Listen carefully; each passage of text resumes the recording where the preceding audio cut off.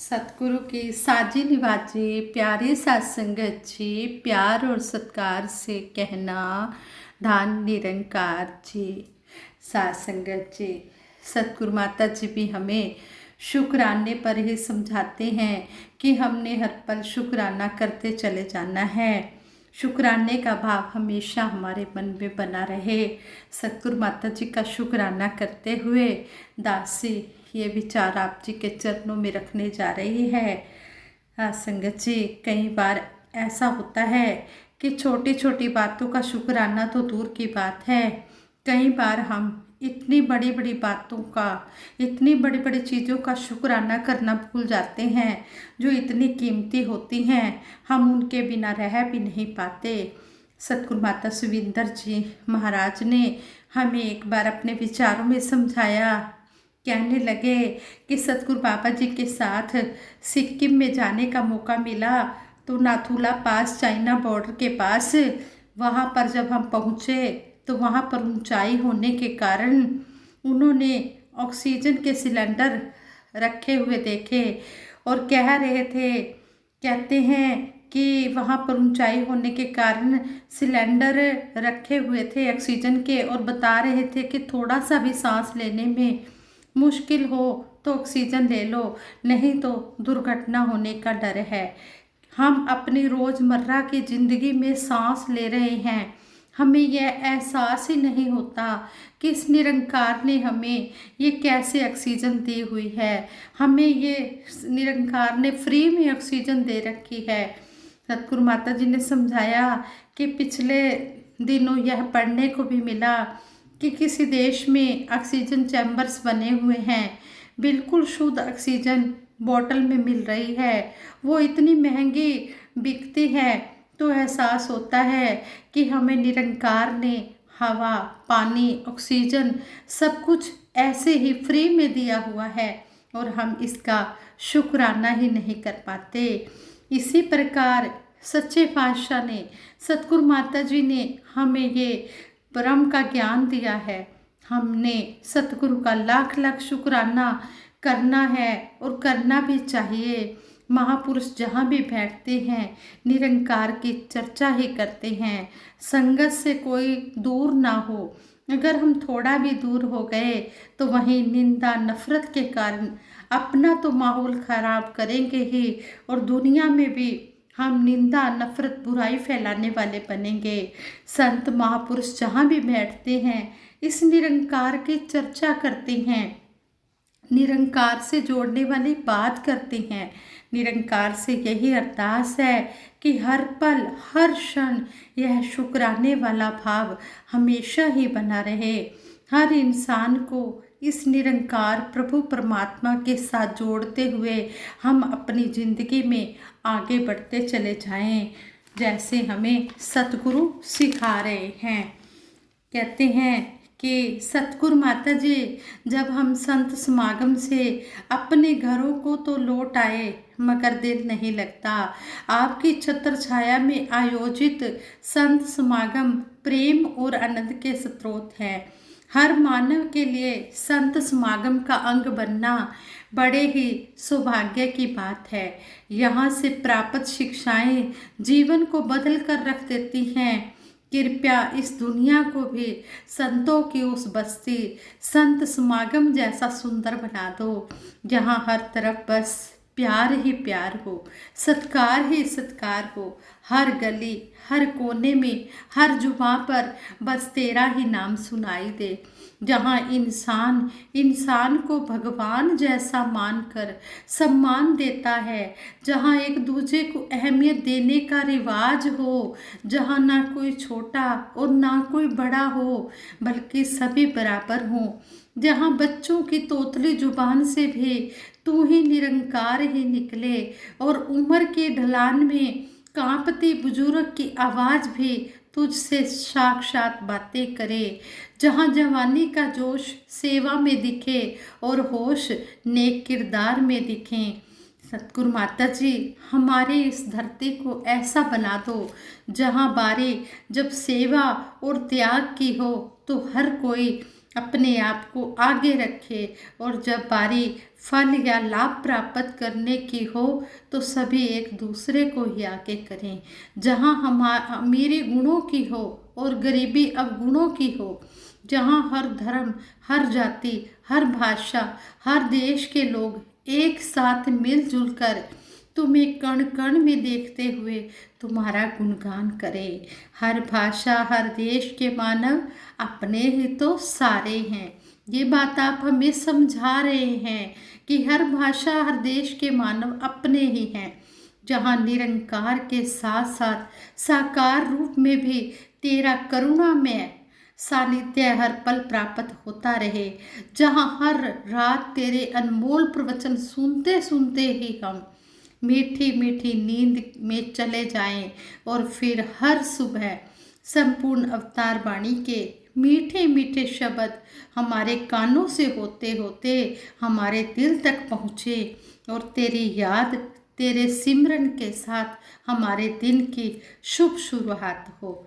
हर सुबह होती शुरू सतगुरु तुम्हारे नाम से, दिन गुजरता शाम होती सतगुरु तुम्हारे नाम से।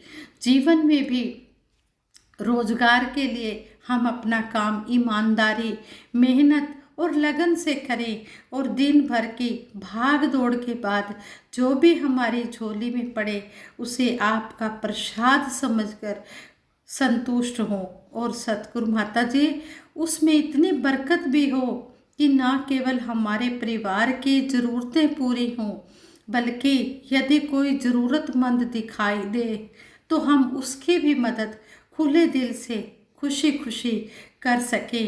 जैसे संपूर्ण हरदेव वाणी में सतगुरु बाबा हरदेव सिंह जी महाराज ने फरमाया है कि भगत मदद करता तो कहता, दाता तेरी रहमत है, किसी के काम आ पाने की बख्शी तूने ताकत है। दान भी करता है तो नजरें नीची करके करता है, कोई उसे नादानी समझे वो इस बात से डरता है, क्योंकि तन मन धन सब ये निरंकार ही दे रहा है और ये हमें यूज करने के लिए दे रहा है कि हमने इसका सही इस्तेमाल करना है।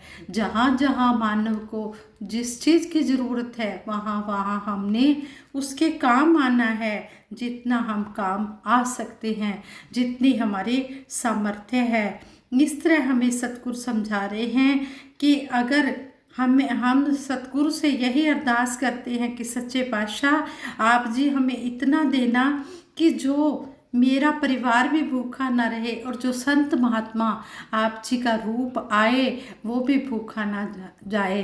साईं इतना दीजिए जामे कुटुंब सुमाए, मैं भी भूखा ना रहूं, तेरा संत भी भूखा ना जाए। हम खुले रूप से खुशी खुशी उनकी सेवा कर सकें।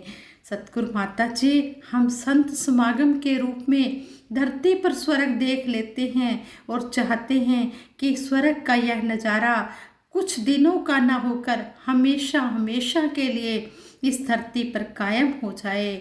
सतगुरु माता जी, हम जानते हैं कि धरती को स्वर्ग बनाने की जो अरदास हम कर रहे हैं, आप तो उसके प्रयास में लगे ही हैं। साथ ही 36 वर्षों तक सतगुरु बाबा हरदेव सिंह जी महाराज भी यही प्रयास करते रहे। आप धरती को स्वर्ग हमारे कर्मों से बनाना चाहते हो। हम सबको ऐसा जीवन दो कि आपके वचनों को जीवन में ढालकर हम वास्तव में धरती को स्वर्ग बनाने का आपका सपना पूरा कर पाएं। स्वर्ग जैसी धरती बनाकर हम सतगुरु सच्चे पातशाह के चरणों में नतमस्तक हो जाएं और सतगुरु को खुश कर पाएं। सतगुरु के मन वचन और कर्म जिस तरह भी हमें सतगुरु चाहते हैं, हम मन वचन कर्म से उन वचनों पर चलते चले जाएं, तभी ये वचन सुनने का भी फायदा होगा। इस तरह हमें सतगुरु सच्चे पातशाह समझा रहे हैं। सतगुरु के प्रति समर्पण का भाव बहुत जरूरी है। जब तक आदमी अपने आप को कुछ समझता है तब तक कुछ नहीं बनता। जब यह सतगुरु का बनकर जीना शुरू कर देता है तो यह स्वयं आगे बढ़कर उस गुरसिक का हाथ पकड़ लेता है और अपनी रहमतों से सतगुरु उसे माला माल कर देता है। गुरु के वचनों से अमृत के झरने झरते हैं जिसे पीकर मानव के जन्मों जन्मों के पाप कट जाते हैं। गुरु का मंत्र, तू ही निरंकार मैं तेरी शरण हाँ मैनू बख्श लो, जब कानों में पड़ता है तब इस मीठे शब्द से हमारी आत्मा रूहानी नशे में झूम पड़ती है। इस मंत्र में समर्पण और निरंकार की प्रशंसा है जो सारे ज्ञानों के सार से परिपूरित है। संत तुलसीदास जी भी रामचरितमानस में लिखते हैं, बिन गुरु होए कि ज्ञान, ज्ञान की होए विराग बिन, गावे वेद पुराण सुख की लइए हरि भक्ति बिन। गुरु के बिना ना ज्ञान होता है ना वैराग्य उत्पन्न होता है। वेद पुराणों का भी यही कहना है कि प्रभु की भक्ति के बिना मनुष्य सुख प्राप्त नहीं कर सकता। पवित्र वाणी भी फरमाती है, गुरु गुरु गुरु कर मन मोर, गुरु बिना मैं नाही होर। रे मन तू गुरु का सिमरन कर, मैं गुरु के बिना कुछ भी नहीं। अर्थात मेरा अस्तित्व ही गुरु के साथ है। चारों वेद भी गुरु की महिमा नहीं गा सके। ऋषि मुनि भी इस गुरु शब्द का वर्णन करते करते हार गए। फिर भी गुरु की अंतहीन महिमा का किसी ने अंत नहीं जाना। जब बड़े बड़े ऋषि मुनि भी गुरु का गुण नहीं गा सके तो हमारी क्या औकात है कि हम गुरु की महिमा का वर्णन कर सके। गुरु के गुण बेअंत हैं। इस बेअंत का ना कोई अंत पा सका है ना पा सकेगा। इसके बिना हमारे जीवन का अस्तित्व ही क्या है। कितनी महिमा गाऊं कितना करूं कार, एक है जीवा मेरी तेरे गुण हैं बेशुमार। मुझ नीच निमाणी को तूने दिया है इतना प्यार, तेरा शुक्र है लख लख बार, तेरा शुक्र है लख लख बार। आज संगत जी कहते हैं कि इस बेअंत की हम उपमा सिफत नहीं गा सकते।